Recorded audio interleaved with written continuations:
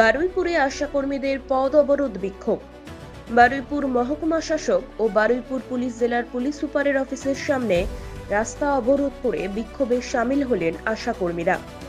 রাজ্য জুড়ে আজ মোট 156টি জায়গায় একযোগে এই কর্মসূচি পালন করছেন তারা। 21শে জানুয়ারি কলকাতায় আশাকর্মীদের আন্দোলনে পুলিশ প্রশাসন ও সরকারি তাণ্ডবের প্রতিবাদ জানাতেই এই বিক্ষোভ বলে জানান আন্দোলনকারীরা। পাশাপাশি আশাকর্মীদের ভাতা বৃদ্ধি, কেন্দ্র সরকার ঘোষিত ভাতা অবিলম্বে প্রদান এবং সমস্ত বকেয়া মেটানোর দাবিও তোলা হয়। আশাকর্মীদের অভিযোগ, কেন্দ্র সরকার ঘোষিত ভাতা এখনো দেওয়া হচ্ছে না, ফলে চরম আর্থিক সমস্যার মধ্যে দিন কাটাতে হচ্ছে তাদের।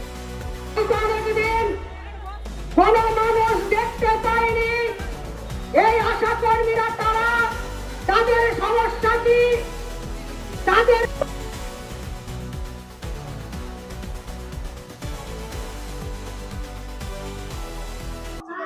আমাদের আজকে আমরা এখানে এসেছি। আমরা গত 21 তারিখের ঘটনা সবারই জানা আছে। সেই অনুপাতে সেখানে আমাদের কন্টিনিউ আমাদের এই আন্দোলন, আমাদের কর্মসূচি চলছে। আজকে আমাদের যে 21 তারিখে আমরা যে গিয়েছিলাম, তার তো পুলিশের হয়রানি সবাই জানে।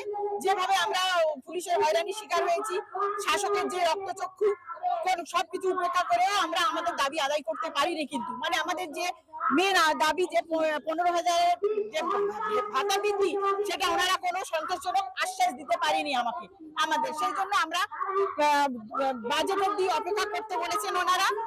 সেই জন্য আমরা লাগাতার আমাদের এই বাজেট পর্যন্ত আমরা কর্মবিরতি চালিয়ে যাব। তারই পরিপ্রেক্ষিতে আজকে আমরা এই জেলায় জেলায় সমস্ত আজকের যেগুলো মানে সাব ডিভিশনাল ভিত্তিক যে ব্লকগুলো আছে, সেই জেলায় জেলায় সমস্ত জেলায় এবং সমস্ত সাব ডিভিশনে আমাদের আজকে এই কর্মসূচি হচ্ছে, আমাদের এই প্রতিবাদ কর্মসূচি হচ্ছে।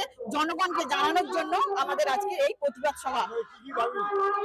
আমাদের দাবি প্রথম আমাদের দাবি হচ্ছে আমাদের 15,000 টাকা ন্যূনতম মানে দাবি বেতন বৃদ্ধি করতে হবে। আর আমাদের কর্মরত অবস্থায় কোনো আশা দিদি মারা গেলে তার পরিবারকে 5 লক্ষ টাকা দিতে হবে। স্থায়ী কর্মী স্বীকৃতি দিতে হবে। আর আমাদের ছুটি নেই, কোনো ছুটি নেই। আমাদের ছুটি সরকারি যে কর্মীগুলো যে সমস্ত ছুটিগুলো পায়, সেই ছুটি আমাদের দিতে হবে।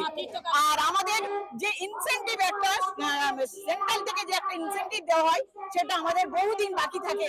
সেটা আমরা যখনই আন্দোলনে নামি বা যখনই স্বাস্থ্য ভবনে আমরা যাই, তখনই 1 মাসে একটু অল্প, খুবই অল্প পাই, তখনই ছাড়া হয়। আর তা নাহলে মাসের পর মাসে বাকি পড়ে থাকে, ফোনের বিল চার্জ বাকি পড়ে থাকে। আমাদের যে পিএলআই দেওয়া হয়, সেটাও বছর 1.5 বছর পর্যন্ত বাকি পড়ে থাকে। এই সমস্ত মানে প্রতি ক্ষেত্রে আমাদের বঞ্চিত করা হয়। আর ওটাই বলেছি, মাতৃত্বকালীন ছুটি চাই আমাদের। আমরা যে মায়েদের আমরা পরিষেবা দিচ্ছি, গর্ভবতী মা আর নবজাত শিশু, প্রসূতি মা, এদেরকে আমরা যখন দিয়ে পরামর্শ দিয়ে আসছি, যখনই তার ডেলিভারি হচ্ছে তাকে আমরা পরামর্শ দিচ্ছি 6 মাস অবধি মায়ের বুকে দুধ খাবে, কোনো ভারী কাজ করবে না।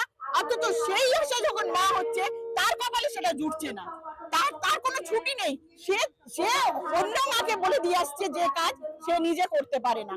সে তার বাচ্চাকে সময় দিতে পারে না, তার বাচ্চাকে বুকে দুধ খাওয়াতে পারে না ঠিক মতো, তার দেখভাল করতে পারে না, কারণ তার ছুটি নেই। তাকে তো কাজে বেরিয়ে দিতে হচ্ছে, প্রসূতি অবস্থায় তাকে কাজে বেরিয়ে যেতে হচ্ছে। আমার নাম ফিরোজা বেগম। আমি একজন আশাকর্মী। আমি আমার বারুইপুর ব্লকের ব্লক সম্পাদিকা।